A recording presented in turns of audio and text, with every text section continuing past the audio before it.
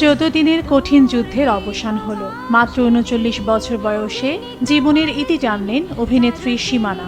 হাসপাতালে 18 দিন লড়াইয়ের পর সবাইকে কাঁদিয়ে না ফেরার দেশে চলে গেলেন অভিনেত্রী ও মডেল রিশতা লাবণী সীমানা।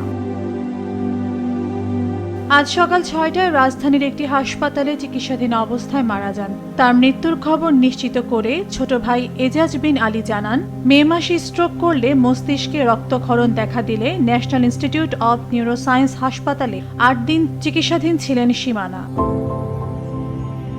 অবস্থার অবনতি হলে গেল 29 মে এই অভিনেত্রীকে বঙ্গবন্ধু শেখ মুজিব মেডিকেল বিশ্ববিদ্যালয়ে স্থানান্তর করা হয়। সেখানে এই অভিনেত্রীকে পরীক্ষা নিরীক্ষা করে ভেন্টিলেশনে শেষ চেষ্টা হিসেবে লাইফ সাপোর্টে রাখা হয়, কিন্তু আর ফেরা হলো না সীমানার। সীমানার এভাবে চলে যাওয়ায় শোকের ছায়া নেমে এসেছে তাঁর পরিবার ও সহকর্মীদের মধ্যে। ছোট ছেলে আর মেয়েটি বারবার খুঁজে বেড়াচ্ছেন মাকে। 2006 সালে লাভ চ্যানেলাই সুপারস্টার দিয়ে যাত্রা শুরু করেন সীমানা।